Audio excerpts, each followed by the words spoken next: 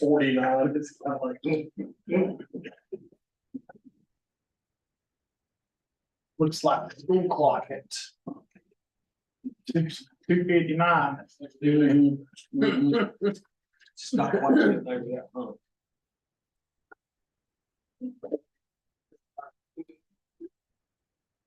Fix that.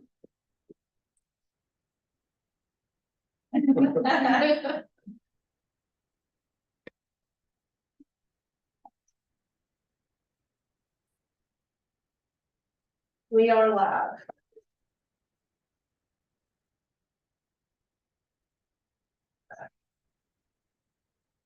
Good evening. We'd like to welcome everybody to our regularly scheduled DSS board meeting. Just a reminder, everyone in attendance, please silence your mobile devices. And I'll ask Commissioner Roberts to lead us in the invocation. Absolutely. Very much kind of gracious Heavenly Father, we thank you, Lord, for this day. We thank you, Lord, for each and every one that's here. Lord, I pray, Lord, that you just be with us throughout this meeting and help us to have clear minds and thoughts, Lord, as we hear and discuss the matters of the county and the DSS. Lord, I just pray, Lord, that you'd guide this process, how you'd have things to go. Pray, Lord, you bless each and every family represented. And I thank you for all things you do for us. Always pray back in Jesus' name. Amen. Amen. I'll ask Commissioner Masters, please pledge. Attention, salute, pledge. Pledge allegiance To to the flag of the United States of America and to the republic which stands one nation under God, indivisible, with liberty and justice for all.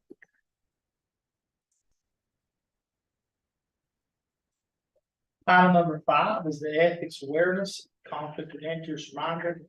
Are there another opportunity to note any ethics awareness or potential conflicts of interest? Here and none. Item number 6 is additions or changes to the agenda.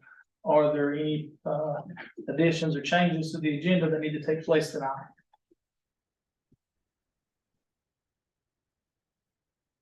None being mentioned. Item number 7 is the adoption of the agenda. I'll entertain a motion that we adopt the agenda as presented. So move. I have a motion from Commissioner Roberts. Is there a second? Second. All those in favor, vote by usual sign. Motion carries. Item number 8 is the approval of the minutes from October the 2nd.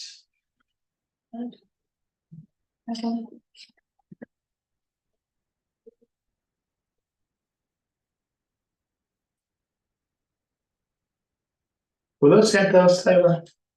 Okay. Did I send you just the agenda? Okay, I can send those during the break if you want me to. Okay, let's table those. Okay, sorry about that. I'll entertain a motion to table those minutes. So move. Does that require a second? Yes, sir. Is there a second to table the minutes? Second. All those in favor, vote by usual sign.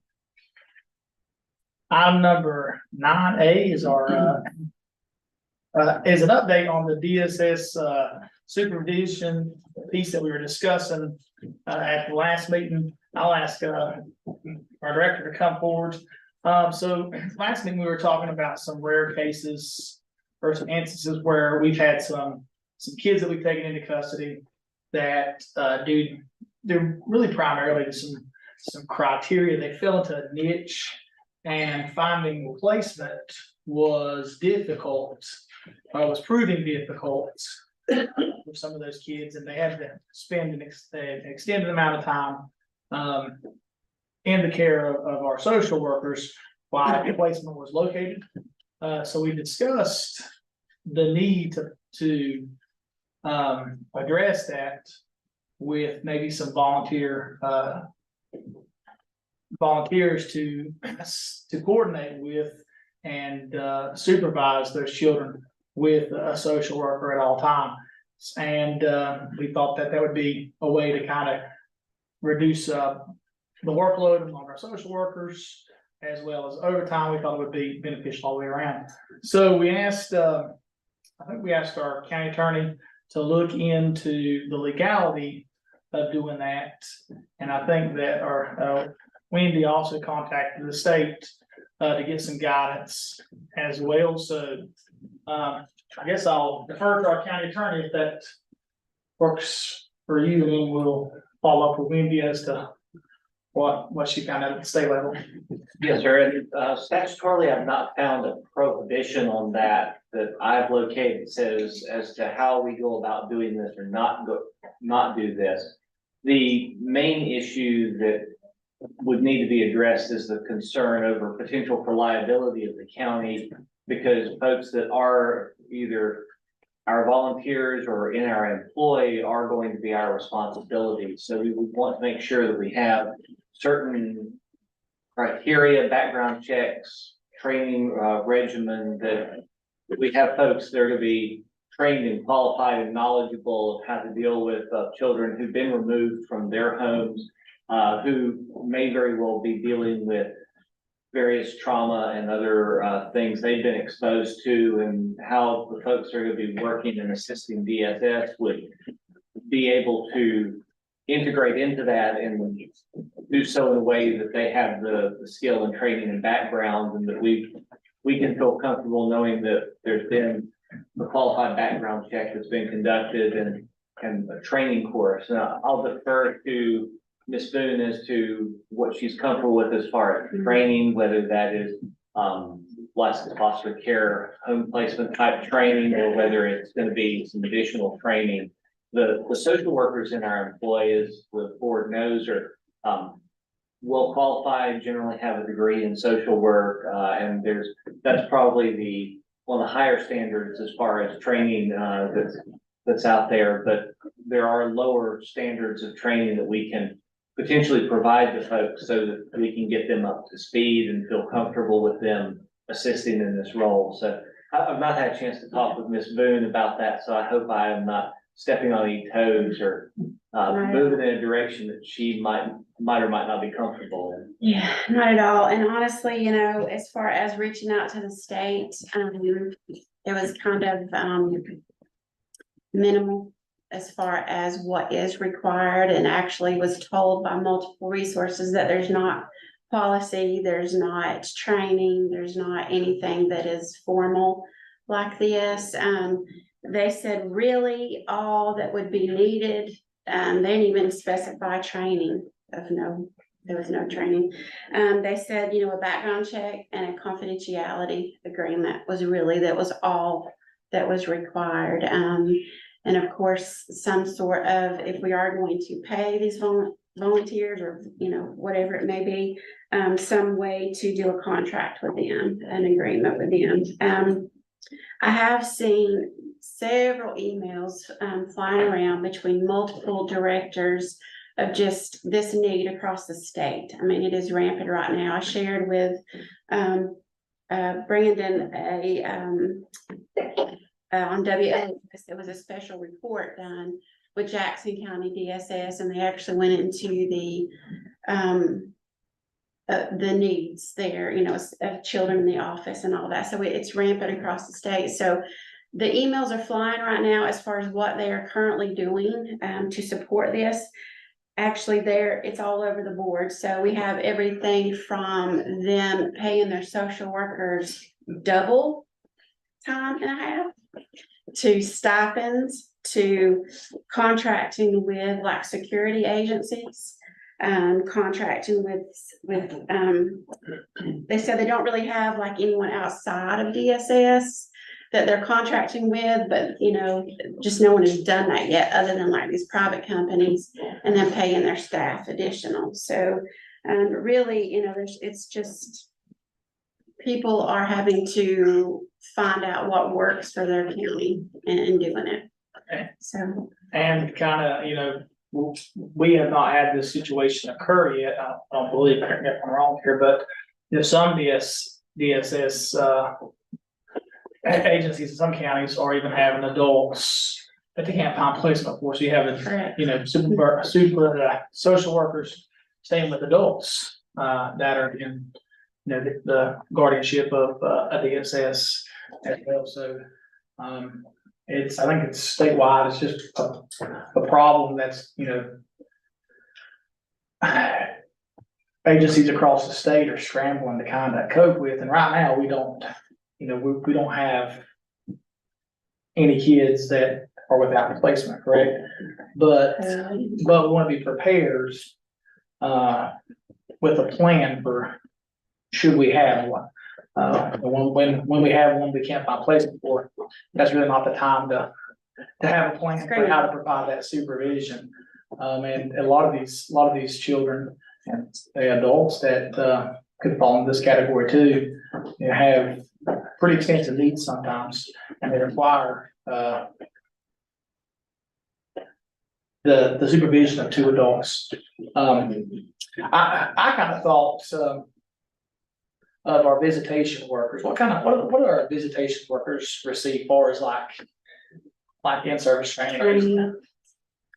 Just for visitation, there is no in-service training. Okay, so they don't have to do any to. And they have, Go ahead.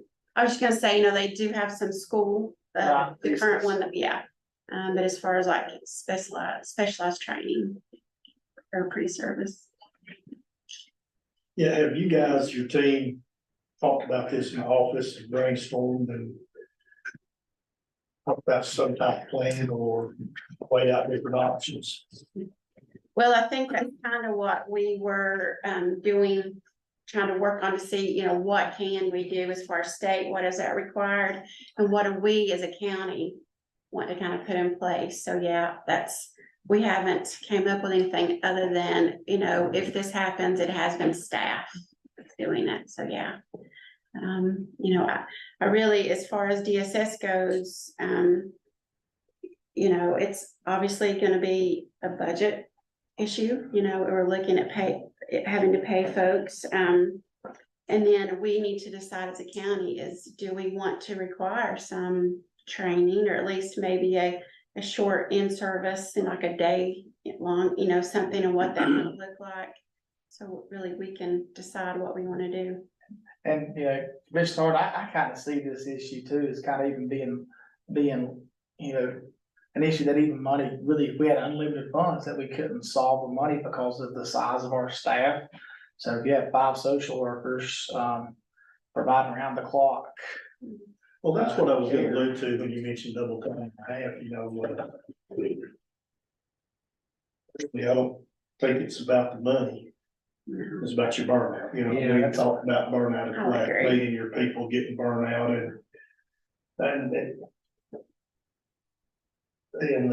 so, I agree. I think yeah, that's money's, you've always got to have some funds, right. however you proceed with this, because realistically, we need a temporary, or we can lodge them, that we know when the situation happens, besides at our current facility, because we all realize that's not healthy. I saw the same thing on WOS that you saw, and sounded very familiar. Mhm. They're just bigger, and when you're bigger, you have more problems. I guess I would refer to the county attorney and ask for, what would be your recommendation to this board and to DSS on required training, the amount of required training? Do we involve off-duty law enforcement or off-duty security to stay with that person? And I'd go to the county manager and say, what do our options look like as far as a safe place for one individual, and we hope we never have multiple individuals, because that's going to be a massive problem if we do. So I start with you first, Ford, and just what would your recommendation be to this board concerning this situation? In thinking about this, part of it, I think, depends upon how we have this set up. And, for example, if we have a juvenile who is staying at the DSS office because there's not a placement, and I'll defer to Wendy, do you normally have two social workers there with them if someone's staying? It really- Staff or? Usually, yes, and it depends too on the needs of the juvenile, there's Right, because a lot of it, I think, the I concerns. keep coming back to a lot of it depends upon the specific situation. So you generally, from a liability standpoint, you don't want one individual with the juvenile unless they've been well vetted and well trained. Just from a liability standpoint, that we're in those kinds of approaches. If we have someone who is the second person who's there with a trained social worker, I'm not as concerned about, does this person have some background in, how to deal with those who've been through trauma? Because we'll have a social worker there who can say, hey, that disciplinary style is not going to work for a juvenile who's been removed from an abusive or neglected home, for example. You know, the other end of this spectrum is a child who's been the victim of sexual abuse. And in those cases, we want to be very careful who we put with our juvenile and how we handle those approaches, because that has its own layer of training and skills that are necessary for dealing with that kind of trauma.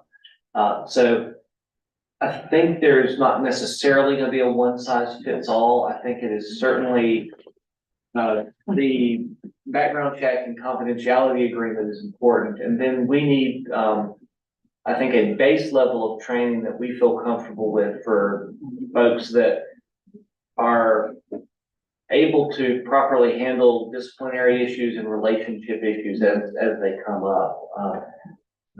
So that's kind of a long way to go around. And part of this is when Grandfather Home had a number of children, I was struck when I made a visit there that they referred to everyone by Mr. or Mrs. because you would think that, you know, for example, call me or call you Jeff is seen as a more familial relationship building thing, but folks who were in those situations sometimes had the trauma from those that were closer to them. So they actually built a stronger relationship with that level of built-in title and authority that was there. Such as, you know, for example, their teachers who were always Mr. So-and-so or Miss So-and-so. So things of that nature. As far as how much training is appropriate, I think it's a balancing test between what does it cost and how do we keep from burning out our volunteers versus does this accomplish the benefit of what we need? And I think part of that may depend upon the level of trauma that we're dealing with. So from that standpoint, I'm not the one who's most qualified to tell you where to go there. The lawyer in me says the more training we can provide, the better. And the easier it is for me to say what we are doing is reasonable and this is why we're doing it. And these are the steps we've taken to be protective of the county and protective of the juvenile and protective of our volunteers and social workers. So I know that's a long way to get back to where I started to bring those issues to the forefront. From where I sit, there's always the question of liability, and we don't want to do further harm in a situation that's already not a good situation. So Ms. Moon has the magic bullet for me. I'm happy to No, take the it. magic bullet, but I do feel like Sean, my program manager, and the staff know these kids. And Sean has had extensive training in working with our juveniles in his former jobs. And I do feel like that his experience along with our licensing person and just individualized situations and whatever is going on with that child and history and trauma and that sort of thing, that it could be like individualized per child even, there could be some basics of it, but I do feel like if it is this child with this trauma, then that needs to be honed in a little bit more specifically. So, and that's where I would rely on the staff and Sean to help, engage with whomever it may be that we can contract with. So I do feel good And I about it. guess, I was thinking, and I should have been more refined, because all cases are different. I guess I was thinking of the last situation we talked about, which I don't think anybody had ever dealt with before. And I think that's why this conversation initially came up. It's not the first time that you've had overnight children up there because you didn't have a placement, but this placement was totally different. And I guess that was a placement that I was referring to on that situation. But I think that specific situation, short of being able to clone Sean and add some mental health professionals, I think that'd be a difficult situation all the way around. I think it is a good idea to set some basic level of training, whatever that may be, whether it's 8 hours or 16 hours or whatever that might look like. And then we can have sort of some depth and be able to pick this person would be a good fit for this, and based on their training and experience versus someone who is new to this but eager to help. And not really every time, I mean, regardless of how extensive situation is, all kids that end up, without a placement is taxing on the staff, just, Long that hours. around, the long hours, the round the clock, supervision. I think when we discussed this, we kind of envisioned, maybe offering this to like school teachers, after the school day as like a contracted position. And we thought it would be a good idea to use that population because a lot of them already have relationships with some of these kids, and so it's a little bit of familiarity in a The background situation. check. Yes, so they already have the background check, they're already vetted. So we just kind of specifically thought of them. But we wanted to kind of explore that option because all kind of counties are dealing with this situation in different ways. And we didn't want to get into a situation where, there wasn't a supervision or a placement plan in sight and this going on for a long time without planning how to deal with it. You think local training is enough? Is that gonna be sufficient? I mean, you say teachers and you put me in a situation, I've been teaching for 18 years and I'm not gonna be comfortable with that. I have something that's. We could be with a social worker though. Yeah. So I don't Yeah. think we're ever planning to not have. No, and the state did say that as well, that Yeah, there you'd would already have to did be the a social social worker Yes. with, So instead of having two social workers, you'd have a social worker and. Gotcha. yeah. And I thought you meant no, it wouldn't be by yourself. Mm-mm. like me and you. Yeah. You know. No, it wouldn't be by yourself. Oh, No, that's different than being in the class, I agree. yeah, absolutely. But I mean, there was a situation where, I did help out and do some supervision with a social worker. And I think that familiarity with me was helpful. Yeah, those kids. I think it's a great idea, but with a social worker. Yeah. Yeah. I totally agree. I don't think we're exploring an option where there's Mm-mm. not gonna be a social worker there. If you do the situation where you're placing kids where there's not a social worker present, we really need to comply with the training the state gives for those that are doing foster care. Because that essentially would be what we were doing if the social worker is not with us, is we may not be calling it a foster home, but that's essentially what we would be moving towards. So I think this is it's more directly under the department's supervision, and it's trying to avoid burnout of having to use two social workers versus sort of cutting that in half to give them a little bit more breathing room. That's well, in some of these situations require, I won't delve into that for confidentiality, but. Foster training, you get into a gray area. Mhm. We discovered that, didn't we? Especially with like Brandon and I we couldn't go through that. I will say, last week I was me and Wendy were at a Via Health, regional board meeting, and I heard the crisis kind of explained in a way that totally made sense to me. And, I think this was at the one meeting you were at, but they said that, with the, Family First, what's it act, help me out, Sean. Family first prevention. Yes, so when they passed that, that act is essentially gonna take kids out of communal homes and get away from that model into more, therapeutic foster, family-based environments. And so a lot of your providers aren't investing in communal beds because they know that's going away. So why would you invest in communal beds when, that's not gonna be a long-term model? But in the short term, there's not enough therapeutic foster beds, and sometimes I think those communal spots is what's most appropriate for some of those kids, so. And wouldn't you think that would be just the opposite? What The do you way the think? trend is setting. You don't need as many long-term beds, is that how I understood it, and they're going away from that? They're going away from like the group home like model, It's just more But- severe.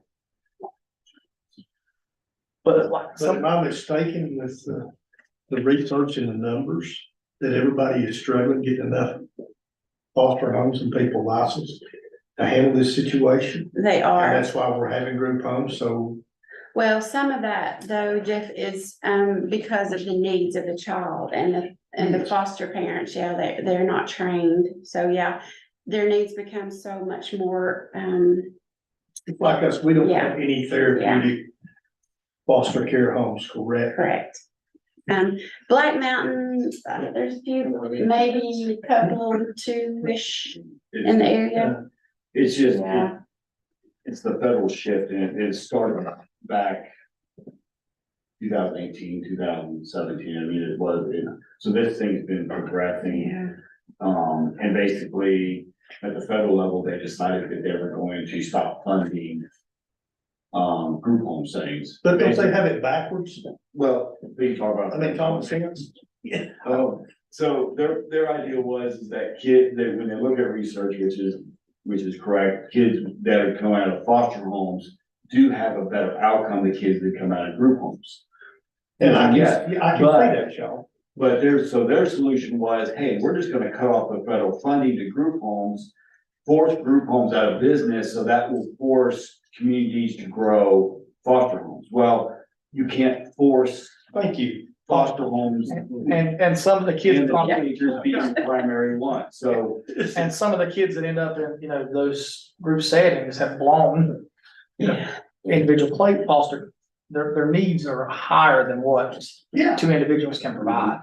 Yeah, I understand. I mean, And it's, I can't mentally figure this out, and this is such a simple fix, it seems like.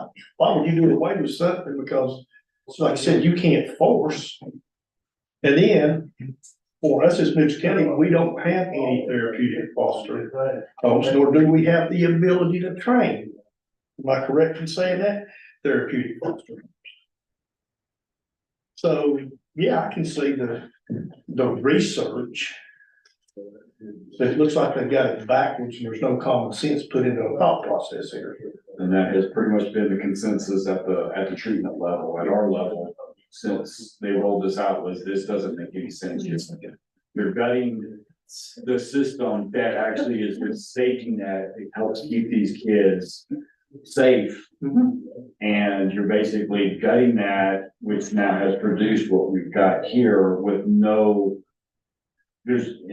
you can't, when it comes to teenagers, people don't want to take teenagers. I can't get foster homes to take teenagers. They're high risk, they're high maintenance, they're high end. They got more trauma, they have more behavioral problems and,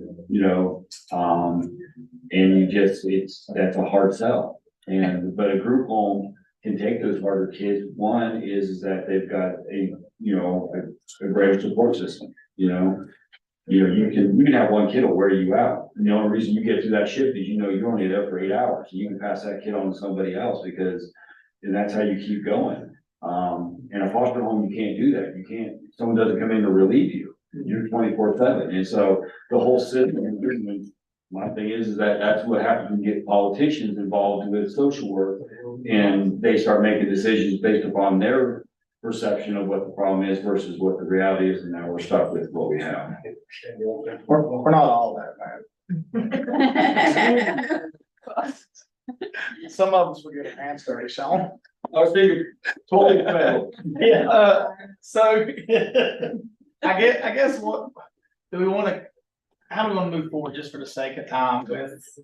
So this? we could look, as far as on our end, like we could maybe come together to kind of talk about a brief like an in-service that we could, once we have, if we can get some volunteers. I mean, I guess, Look at how we're gonna pay, if they're volunteer or paid, we have to look at that.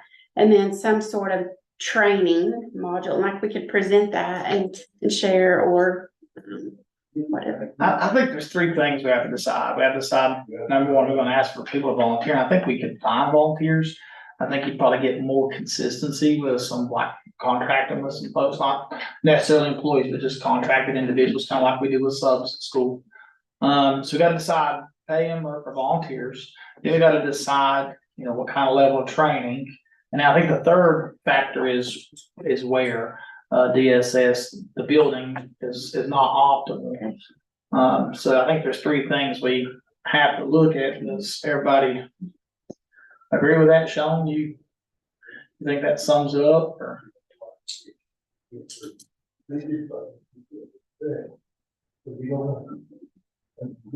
want to kind of continue to work on that at DSS and come back maybe with some kind of plan. I think you gotta look at you gotta look at your contract labor process. I mean, you are getting around the benefits. Look at the insurance, if there's some insurance that contract. So we're going to delve out a little bit what's exactly going into that financial model that we're looking at doing for the county contracting someone in. So I need to dive a little bit into that. I'd like to give them a decent wage because we're not paying benefits. Right. Then we gotta look at the full model too, of what we got with the DSS budget line items. But when we look at the full model, we have to weigh it against, say, you got 2 full-time staff with benefits and time and a half up against it. And then we got to see what we think the frequency of need is. But I think we could build a good model off what that would look with the finances of it. And we hope the frequency of need is low. Tammy's nodding, she kind of probably can give us a good projection. Who's gonna head this project? Combination of our county manager and director. Yeah. Between me, Mavis and Tammy, maybe we can look at that and try to see what that looks like.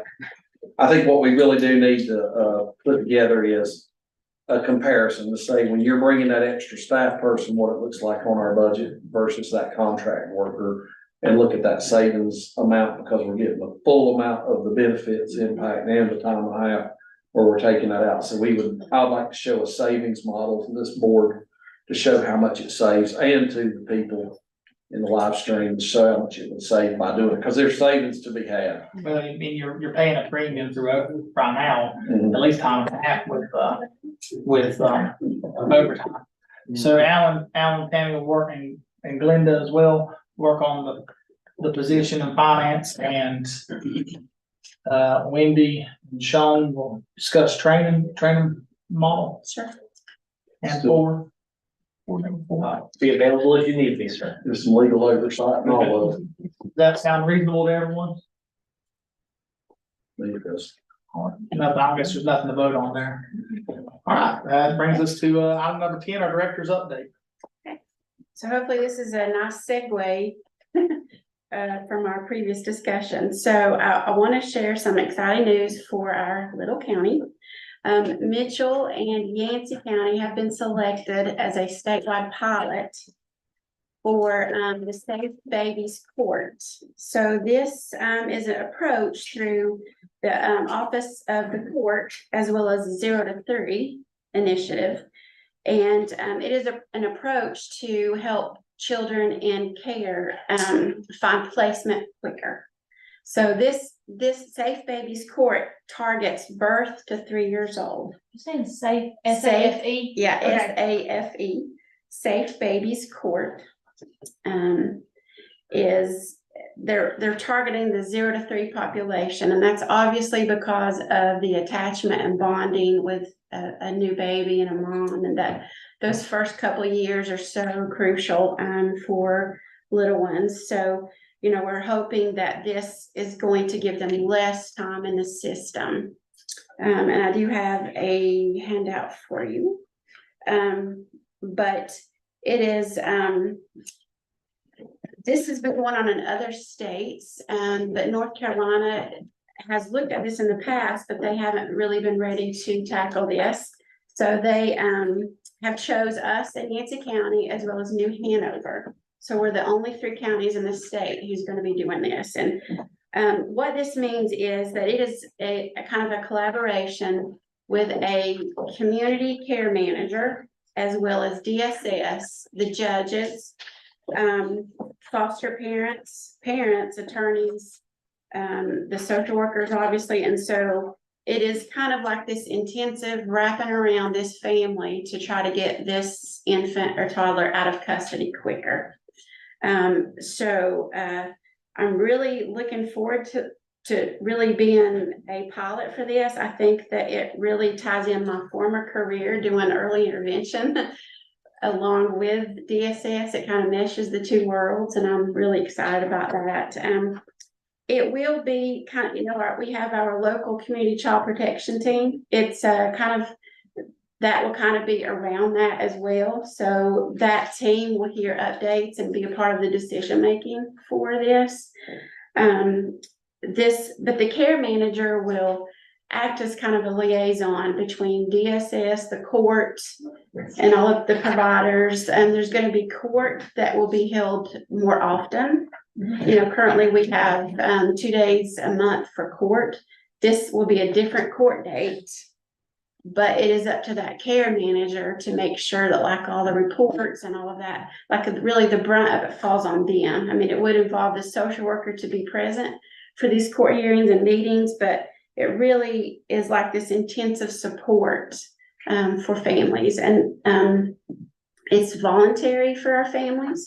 They don't have to choose to do this. But it's really hoping, we're hoping that within 10 months or less is the goal, and we all know that we have to hope that the families will kind of step up and do what they need to do for the system.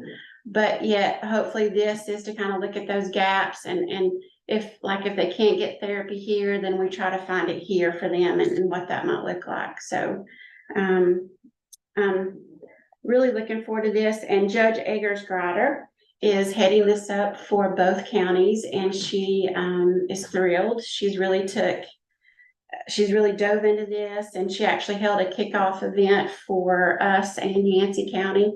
So we're really hoping that this is going to take off and do well. So it will help alleviate our little ones in custody, hopefully quicker. So the next meeting on that is in December. And then I've also been asked to serve on the state advisory board for that. So I will be meeting with the state more often for that to let them know how it's working in our county. But one of the things that Judge Eggers-Grider was thrilled about was that finally it's a small county that's being chosen to administer these pilots versus Asheville, Charlotte, that sort of thing. So she was really excited too. So I'm looking forward to it. It's really great because we have the same judge, we have the same attorney. We're smaller areas, so I'm hoping that this is really going to take off and do well. And if it does well, then they will, of course, administer this more across the state. So we'll kind of be a lead in it. So more to come on that. We did have our MDT team meeting and our law enforcement meeting. It was the 10th of October. Our next one is the 14th of November.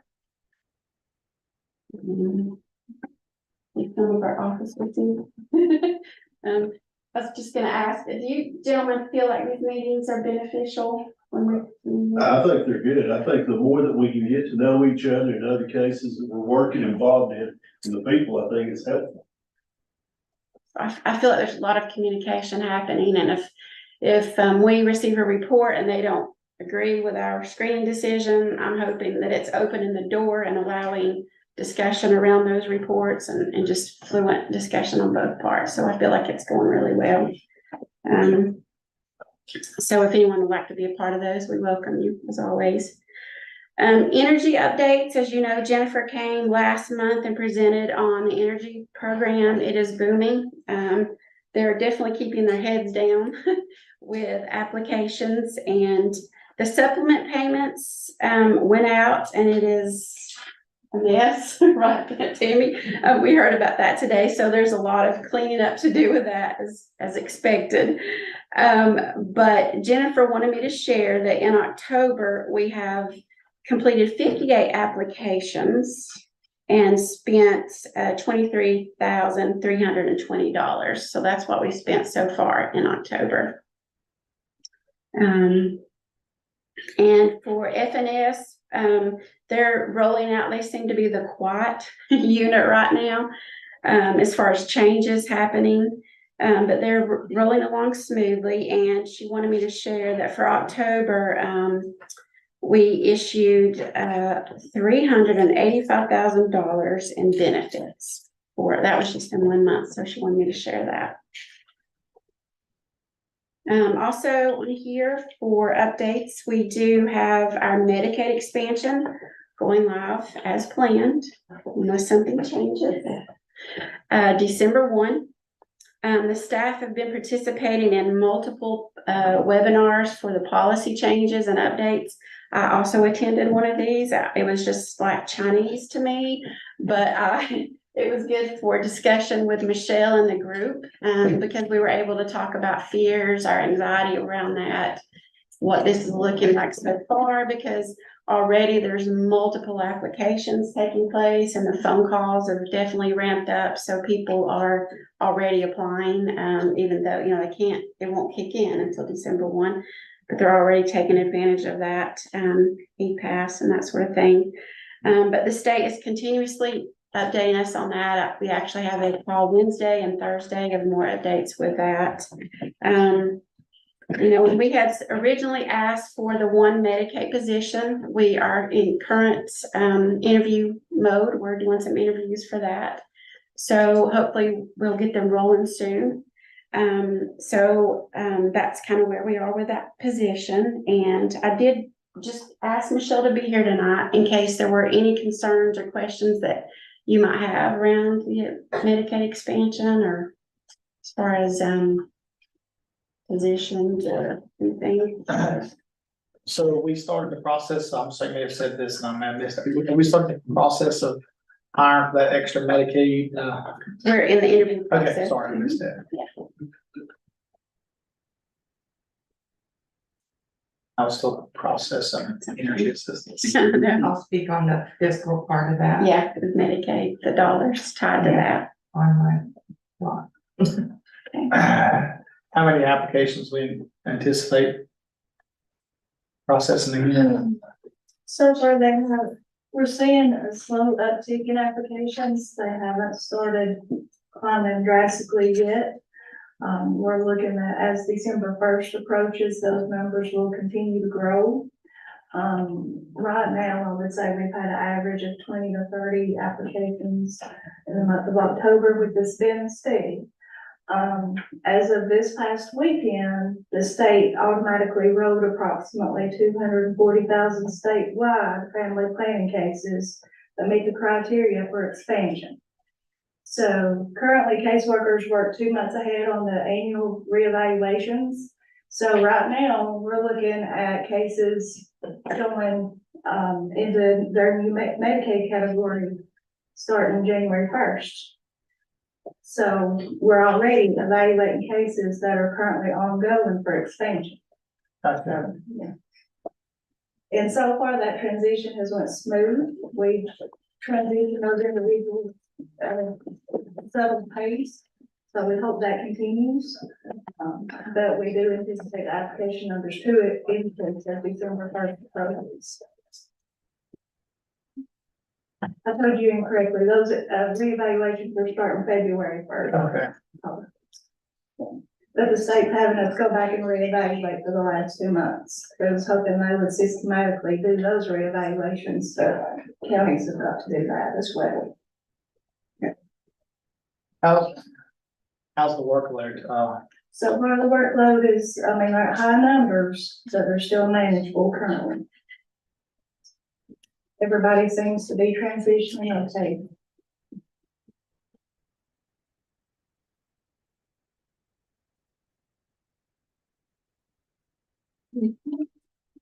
Any other questions for Wendy or Michelle, we need to ask Michelle some questions, she come in.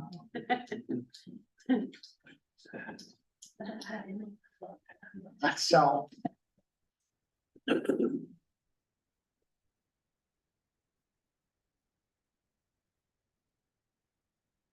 evening. Good evening.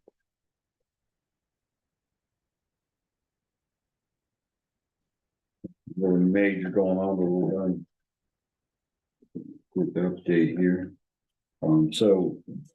We had 2 cases closed in foster care, for October, so we're down to 40 kids in custody. We're also, still working on our out of county placement, so we're down to 22 kids out of placement. So that number is decreasing. We're seeing that a decrease there. We're hoping that trend will continue as we move forward. We do have currently 12 foster homes with 2 families in licensing. So we've been able to maintain that. We haven't seen a significant loss. A lot of other counties are having a hard time recruiting and maintaining foster homes. We're at least status quo in that category. For cases for abuse reports coming in for October, we had 12 in October. I think that's our lowest month this year, actually.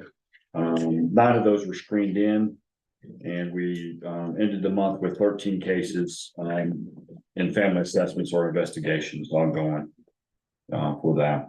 We also have currently 6 families in home services. And that's our CPS numbers. There's a little bit of adjustment on our APS numbers, so your numbers are going to be a little different. I think you have 9 cases or 9 reports for APS, and it's actually was 10 reports for APS for October. 5 of those were screened in. I think your report's showing 4. So we just and then we have 4 cases that are under investigation or under assessment right now in APS.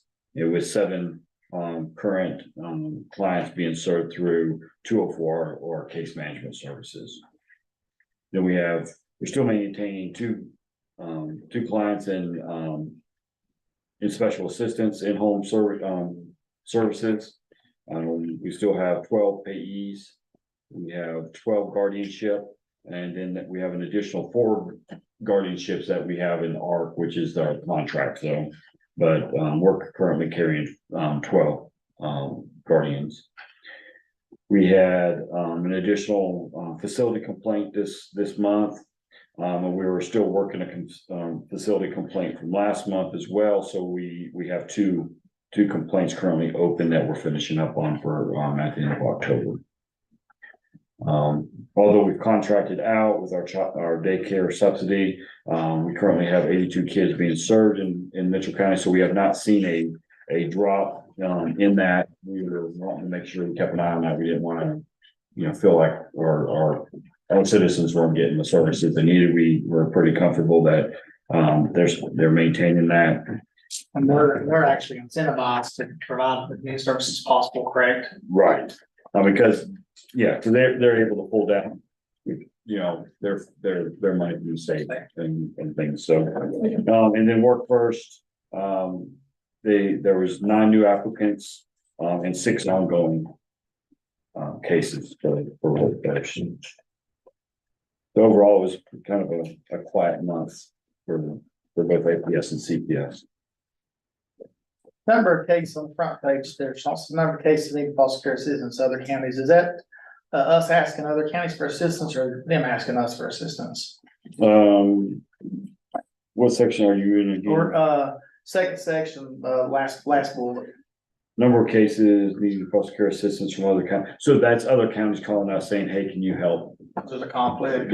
Yes. Or just they have the kid, but we might be seeing the kid. Okay. We're assisting. It was taken in their county, but we're providing some support for them. So there's 2 cases that we're doing that all. Gotcha. I was curious if that was a conflict or what that was. That's left to any question. Any questions for Sean about? Ms. Tam? Thanks, Sean. Good evening. Good evening. So I just got a quick few things for you tonight. We're looking at 4 months in our expenses. We are at 31%. We should be at 33, so we're running just slightly under, so that's good. We can hopefully keep on trucking that way. And our revenues, we should be at 24, we're at 22, so we're just slightly under. We know that when the state takes so long to pass a budget, get all that coding in, our revenues are gonna slow down.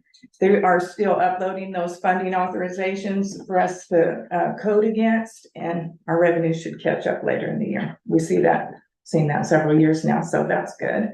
That's it for the regular budget. If you don't have any questions, I'm gonna just talk about Medicaid expansion real quick. I just had a quick one on overtime pay. I know we did the budget amendment last night, correct? Yeah, What was that? What was it budgeted at before? Do you remember? 16, Okay, gotcha. maybe 15, after 15 or 16, and then we've amended it up to 41. We're just running right close to it, but I can tell you, looking at October overtime, we have cut it back. So you're gonna see that start to slow down, thankfully, so with some of these cases resolving it. I was gonna ask you, you're concerned that we're at 81% and we're not through a half a year yet. We are concerned, but we understand why. So we had all those challenges that made us have to we had new employees in training, then we had those cases where we had to have staffing 24 hours a day. So we know why we ran it up. We also know that we under budgeted as low as we could based on what we did last year. So knowing that and knowing that we're cutting it back and things have subsided, I feel okay about it. It's on my radar to watch. If it starts to get over, I think I can still move within my current budget before having to ask for anything else. So it's not alarmed, but I'm watching it. And hopefully we can get a plan in place before we need it. That'll at least help with that. So, Yeah. I mean, it was just, That significant lowering just in a few staff alone, that also addresses burnout. So that those people that were running really hard, I saw them slow down, and that makes me feel better. Any other questions on the regular budget? On your last page, I wanted to just give you a visual. When we did the budget last year, for this year, Mavis and I worked on it. We have to, under federal law, we have to keep Medicaid expansion in its own group. So kind of like we do child support. So we budgeted particularly just for one staff. So one staff member. So if you see that page, that is what we're running against this year for Medicaid expansion. so we budgeted that, but we yet to hire that position Right. 6 months in, so we. So, yes, so that, we're budgeted for a little under 64,000 to fund that position now. The county's been given 33,000 to help the infrastructure of setting up Medicaid expansion. That includes technology, any space we need, any furniture. We need to spend that money by the end of this fiscal year, or they will draft it out. So that's part of it. In addition to that, the budget, the state is still working on how they're gonna support counties ongoing for Medicaid expansion.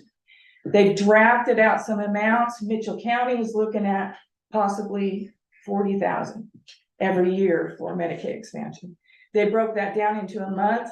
You're looking at 3,300 a month to help support ongoing through the year. That can be technology, personnel, or. So how that's gonna be spent will be, they're developing new codes. This is still all forthcoming.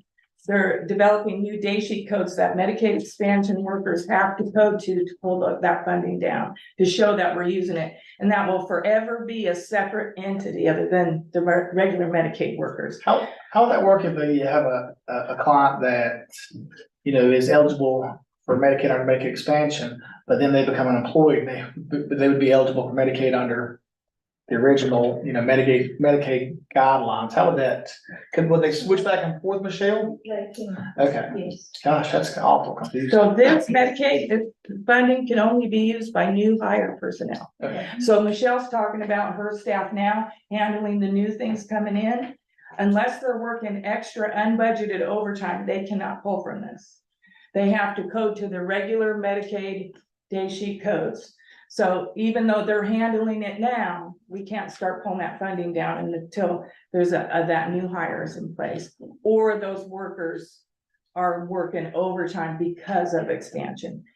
And that's unbudgeted because we don't ever budget for incandescence overtime. And then the only other situation is in, so Michelle as the supervisor is training, and that new Medicaid worker is 100% in training, both people can pull this funding down. But so that adds a layer to my job to watch. So I wanted you guys to see the visual, what that's gonna look like forthcoming from here on out. And so we should, I guess, starting next month, should see some of that being spent. As, in particularly, the infrastructure to get that person ready.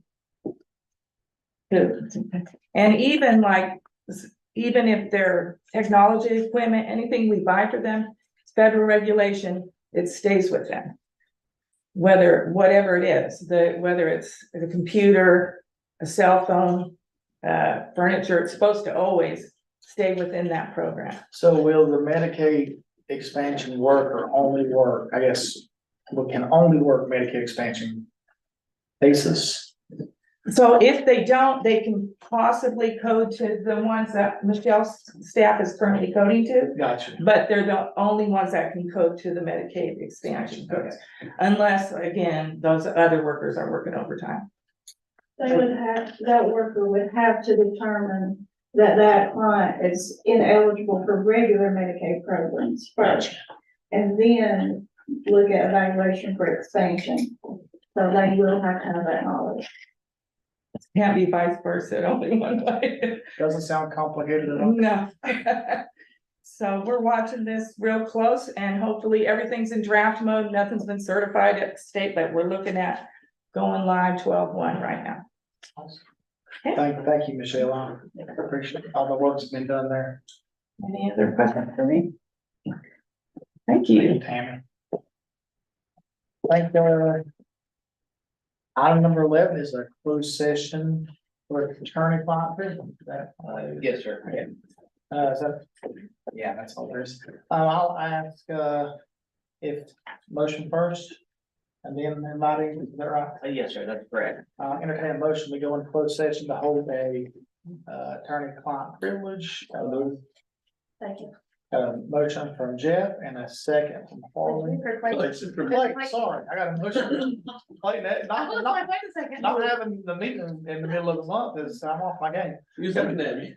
Motion from Clayton, a second from Harley. All those in favor, vote by usual sign.